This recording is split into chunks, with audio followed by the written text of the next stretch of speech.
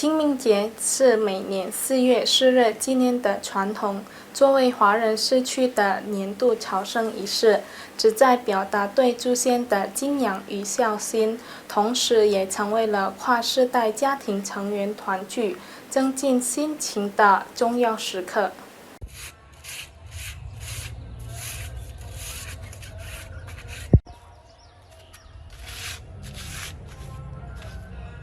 数以千计的华人群众涌入Talang Krikil公共墓地，共同参与一年一度的清明节扫墓仪式。这一传统不仅是缅怀祖先的重要时刻，更承载着深厚的文化意义。每年的4月4日，全球各地的华人都会以不同方式纪念这一重要节日，形成了跨越地域的文化纽带。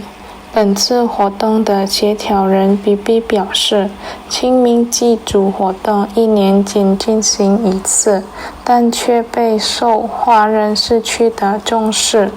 他特别提到，不仅是本地的居港居民踊跃参与，许多旅居他乡的华人也传承返乡，只为参与这一充满敬意的传统仪式。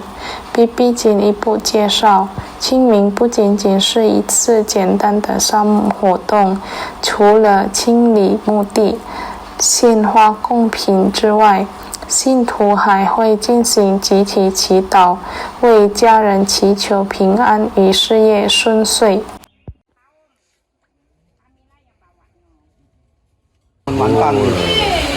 bersih kuburan, ziarah kubur itu setiap tahun itu diadakan setiap bulan April tanggal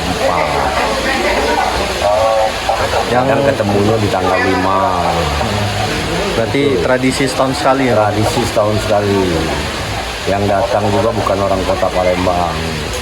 Semua dari yang sudah tadinya tinggal di Palembang, pindah ke Jakarta, ada pindah ke Singapura, atau setiap setahun sekali biasanya mereka datang untuk sembahyang leluhur.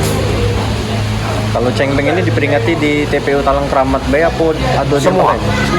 Itu adanya di Sungai Rengit, ada di Talang Krikil, ada di Suak Simpang TPA itu ada.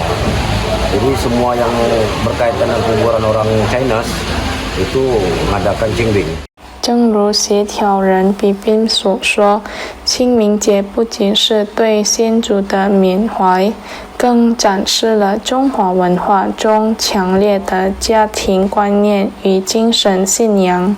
在现代社会的快速变迁中，这样的传统得以延续，充分体现了人们对文化根源和祖先遗产的珍视与尊重。Lutfi Pal TV